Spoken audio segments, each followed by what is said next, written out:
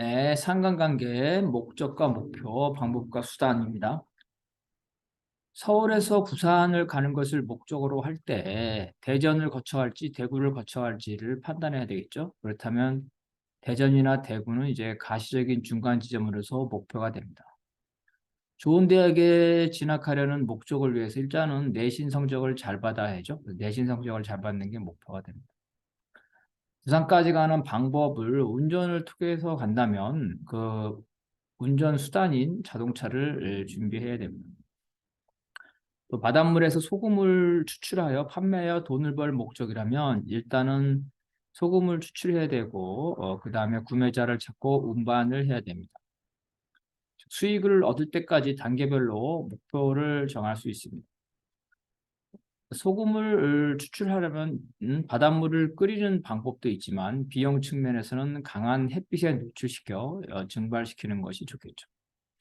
이 경우 추출의 방법은 증발 원리입니다. 그리고 이 수단은 증발을 가속화하려는 바람이나 풍차, 그죠? 풍차로 물을 회전시키는 겁니다. 그래서 빨리 증발시키는 거죠. 그 다음에 이제 분석과 종합, 분해와 조립입니다.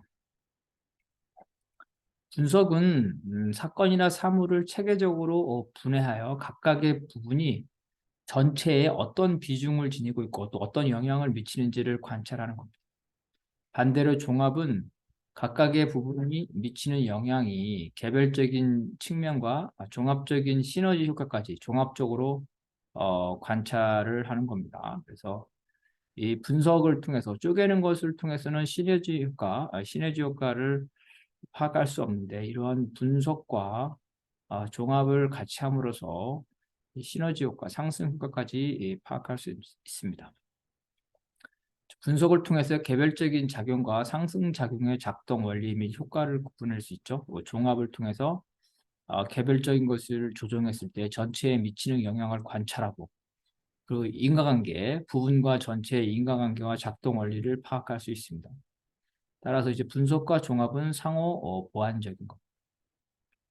기계를 분해하면 아무리 복잡하더라도 전체의 작동 원리를 잘 파악할 수 있죠. 어떤 부품이 어떤 역할을 하는지. 그래서 전체가 고장 났을 때 수리해야 될 부분을 효과적으로 파악할 수 있습니다. 또한 분해와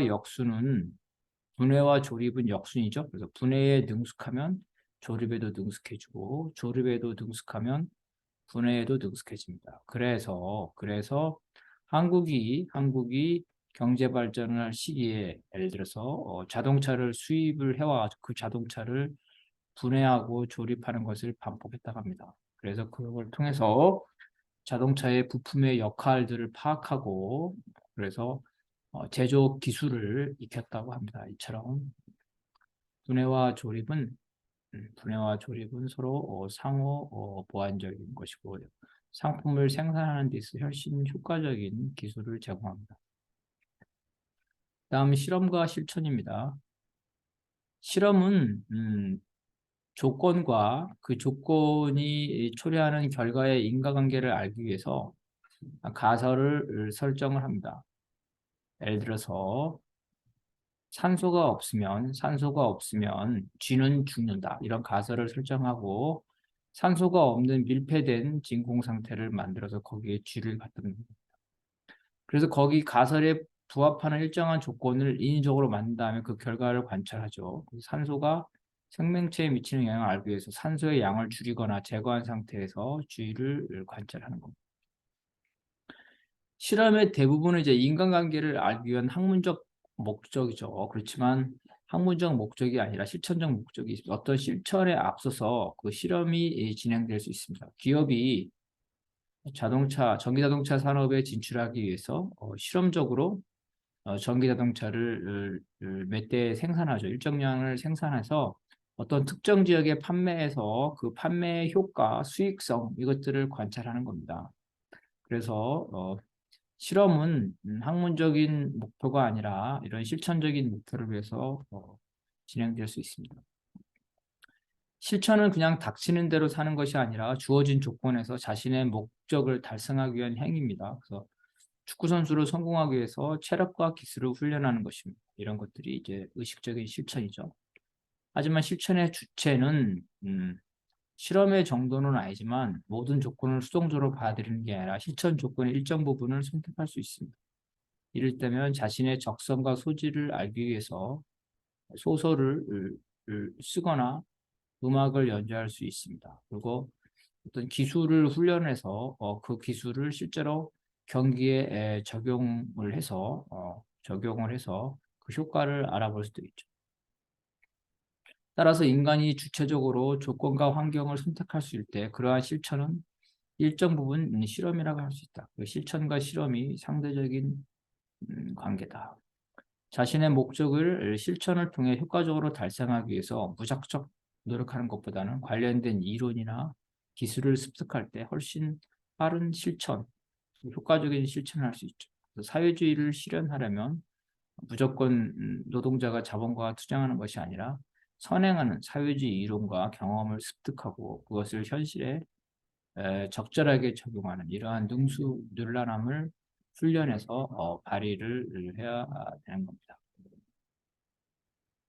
그다음에 필연과 우연, 가능과 현실성을 보겠습니다. 모든 사물의 현상은 그 선후관계와 인간관계를 가지고 있습니다. 그래서 우리가 어떤 이미 발생한 사건에 대해서 이런 선후관계와 인과관계를 모두 파악할 때 아하 이렇게 해서 이런 사건이 터졌구나 이렇게 알 때는 모든 결과는 필연이 됩니다. 왜냐하면 그 사건이 일어날 수 있는 모든 조건에 대해서 완전히 파악하기 때문에 또한 사람이 죽는다는 것을 우리가 알고 있기 때문에 죽음은 필연적이죠. 다만 교통사고로 요절할지 혹은 장수할지는 알 수가 없습니다. 그래서 빨리 죽냐, 적게 죽냐의 그런 차이는 있죠. 즉, 죽는다는 것 자체는 필연이지만 언제 죽을지는 우연이 될 수 있다는 거예요. 이와 같이 우연과 필연은 상대적인 관계입니다.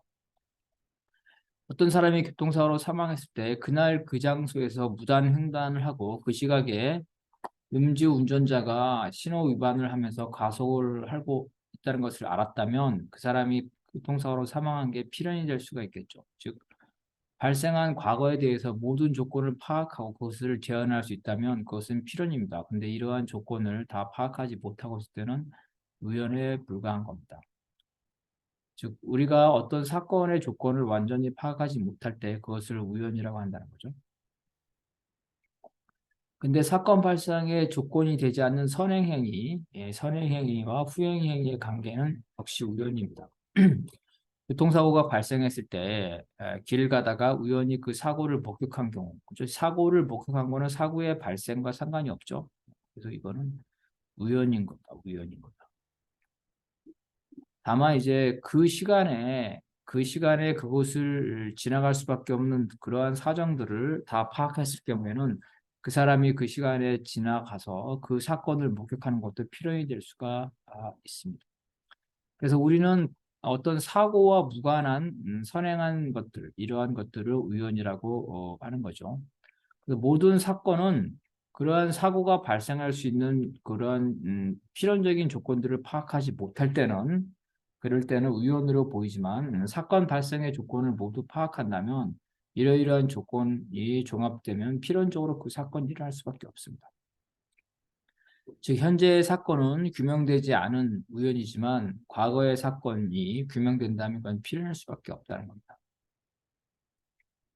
과학은 이런 사건의 인과성을 밝혀서 모든 사건이 일어날 수 있는 조건들을 밝혀서 우연을 필연으로 만드는 과정입니다. 자, 동전을 던졌을 때 일반적인 조건에서는 앞면과 뒷면이 나올 가능성이 각각 50%입니다. 근데 실제로 두 번 던졌을 때 모두 앞면일 수도 있고 뒷면일 수도 있죠. 또한 100번을 던졌을 때 50%가 아니라 뒷면이 더 나올 수 있습니다. 근데 던지는 횟수를 증가할수록 10,000번, 100만 번, 1억 이런 식으로 횟수를 증가할수록 평균치인 50%에 근접을 합니다. 그렇지만 단 한 번만 시행한다면 그 결과는 앞면이든 뒷면이든 단 한 번만 시행하기 때문에 100% 앞면이 나오면 앞면이 나올 확률 100%고 뒷면이 나오는 거는 0%가 되겠습니다.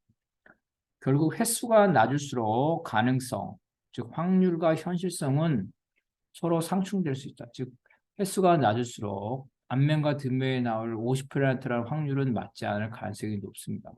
횟수가 많을수록 가능성과 현실성은 부합하게 됩니다. 실제로 일어나는 게 평균값에 가까워진다는 거죠. 복권 당첨의 가능성이 1000만 분의 1이라 할 때 어떤 사람이 그 복권을 한 번 사면은 그 당첨 가능성은 뭐 거의 없다고 봐야 되겠죠. 근데 그 사람이 복권을 1000만 번을 살다고 할 때 당첨될 가능성은 높지만 복권 한 번 살 때의 가능성이 1000만 분의 1이라 했을 때 1000만 번을 샀다고 그래가지고 반드시 한 번은 당첨되는 것은 아니죠. 왜냐하면 1000만 분의 1의 확률이 1000만 번 계속 시행되기 때문에. 그런데 복권을 1000만 장을 발행하는데 동시에 1000만 명이 그 1000만 장의 복권을 사용했다면 반드시 1000만 명 중에 한 명은 당첨자가 나옵니다. 그래서 한 명 한 명에게 있어서 복권의 당첨은 우연이지만 그 집단으로 볼 때는 복권의 당첨은 필연적이 된다는 겁니다. 또한 동전의 경우에 던졌을 때 눕지도 않고, 그죠? 동전이 눕지 않고 세워질 가능성은 0%죠. 정상적인 상황에서 동전을 10원짜리, 100원짜리 동전을 던데 동전이 쓸 수가 없겠죠. 몇 번을 실행해도 동전은 항상 서지 않는다. 즉 0%의 확률이다. 그래서 실제로 동전을 뭐 10,000번을 던진다 하더라도 10,000번을 던진다 하더라도 한 번도 동전이 쓸 수는 없을 겁니다. 정상적인 상황에서. 그래서 0%의 확률은 현실에서도 0%, 즉 가능성은 현실에서 반드시 실현된다. 불가능성이죠. 0%라는 확률이 실현된다는 것은 불가능성, 현실에서도 불가능성. 즉 0%의 가능성과 0%의 현실성이 완전히 부합한다는 거죠. 결국 현실성은 실현된 가능성으로 이제 개별적으로 하나하나의 사건으로 보면 위원의 결과이지만 집단적으로 보면 필연적 결과가 나온다는 거죠. 그죠? 집단적으로 보면은 필연적 결과가 나온다. 복권을 100장을 발행해서 그 중에 한 명에게 당첨금을 줄 때 100명이 동시에 복권을 산다면 그 중에 한 명은 반드시 당첨자가 나온다. 현재의 불가능성도 미래에는 가능성으로 나타날 수가 있습니다. 예를 들어서 자본주의가 발전하지 못한 소련이나 중국에서는 사회주의가 혁명에 불가능할 거라고 봤죠. 그런데 실제로 이들 국가에서 사회주의 혁명이 발생을 했어요. 이들 국가에서 사회주의 혁명이 발생할 수 있었던 것은 자본주의가 발전해서가 아니라 세계사적 구조에서 자본주의의 모순이 중국과 소련에서 격심했기 때문에 이 세계사적 모순의 자본주의 모순이 격렬했기 때문에 그 중국과 소련에서 혁명이 발생했죠. 그 자본주의의 모순, 제국주의의 약한 고리에서 혁명이 발생했다. 결국 자본주의가 발전한 나라든지 그렇지 못한 나라든지 자본주의로 인한 모순이 극심한 나라에서는 사회주의 혁명이 발생할 수 있다는 겁니다. 결국 중국과 소련의 혁명 이후에는 자본주의가 발전하지 못한 나라에도 사회주의 혁명의 가능성이 있다고 판단할 수 있다. 그래서 이와 같이 가능성은 시대적 조건이나 사건에 따라서 달라질 수가 있습니다.